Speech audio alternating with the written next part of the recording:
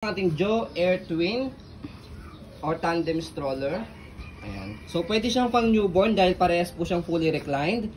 Okay, so hindi lang po siya pang twin, pwede rin siya magkasunuran. Okay, up to 4 to 5 years old. Okay, so newborn up to 4 to 5 years old. Okay, so already washed na po ito and ready to use. Wala po siyang faded, wala siyang discoloration, and may kasama na po siyang rain cover. Ayan.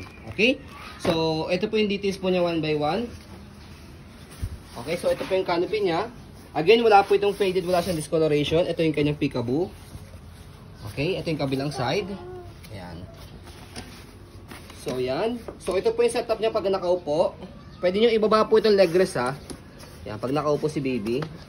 So, yung model po namin, 3 years old, turning 4 years old this December. 12 to 13 kg po siya. Kaya possible na pwede po siya ng 4 to 5 years old. Basta ang weight po nasa approximately 18 kg. Okay? 80 kg each seat. Okay? So, ito po yung pad po niya. So, as you can see, magkaiba siya. Pwede siyang color blue parehas. Pwede naman siyang color purple. Okay? Kaya, pwede siyang unisex. And then, next natin, kompleto siya sa mga harness pad. Belt lock niya, 5 harness. Wala po siyang putol. Ayan. Okay? Ganon din sa kabila. Ayan. Wala siyang putol. And then next natin yung kanyang front handle. Yung front handle niya may pad. Press nyo lang po dito sa side, left and right. Yan. Dito. May button siya rito. Okay. So next natin itong leg rest niya. Okay, extend. Nag-extend siya. Ganyan. Straight kapag kahiga nyo si baby. Kapag naman po nakaupo, ganito siya. Okay. And then angat nyo lang po ito. Yan. Kapag kahiga nyo si baby. So adjust natin. So, ayan siya. Mahaba siya, okay? So, pwede isa, kung gusto po ninyo, natutulog yung isa nakaupo, ayan. Parehas mo i-adjust. So, ayan. So, ito po siya kapag kaparehas na kaiga. So, ito yung footrest niya, tapakan ng paa. Gaka nga, sige. Sakit sa mata.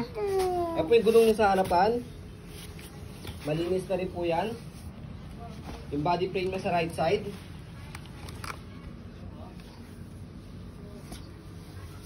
And then yung sa likod, stopper niya. Isang tapak lang po dito. Nakaka-cable na po yan.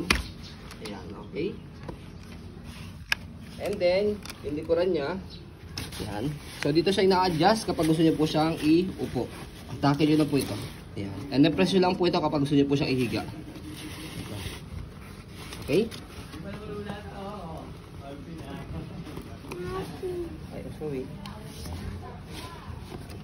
So, ito po yung basket niya. Malaki. Marami po kayong pwede mailagay. Yan. Okay? So, ito normal po ito dahil pag pinafold siya, mamaya makikita nyo po siya. So, ito yung kabilang side ng gulong. Okay? And then, yung body frame niya sa kabilang side. Init na. Ayaw mo ba? So, yan yung kabilang side na body frame. So, i-stroll muna natin siya bago natin siya i-fold para ma-check nyo po na wala siyang problem regarding sa kanyang mechanism.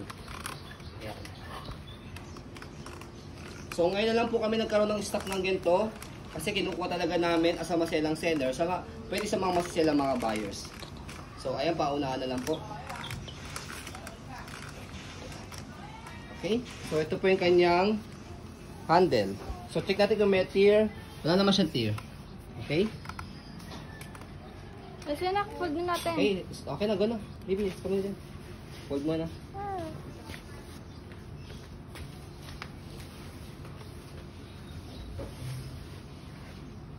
Thank you.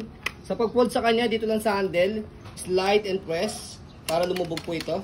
Tapos, as ka muna dyan. May ipit ka. Compress nyo lang siyang ganyan. And then, meron siyang lock sa gilid. Saan ba yan? Ayan. Wala lang lock. Automatic siya naglalak. Wala pala lock. Sorry. Eva, like yun. Nakalimutan. So, pwede siya nakatayong ganyan. Stand alone. So, kapag i-open siya, same lang din, slide and press. Ayan. Ayun, napakita mo na yung stand siya. Ayan. Ito yung stand niya. Okay, slide and press sa handle. Same pa rin. Tapos, bubukan nyo lang siya. Yun lang. Kaya hindi kayo masyadong hassle sa pag-open sa kapag-fold niya. So ayan po, as you can see, very details po kami sa ayon pong pag-video. Kasi kami shop policy, no refund, no exchange, what you see is what you get. So ayan po, maraming salamat. Have a nice day and God bless po.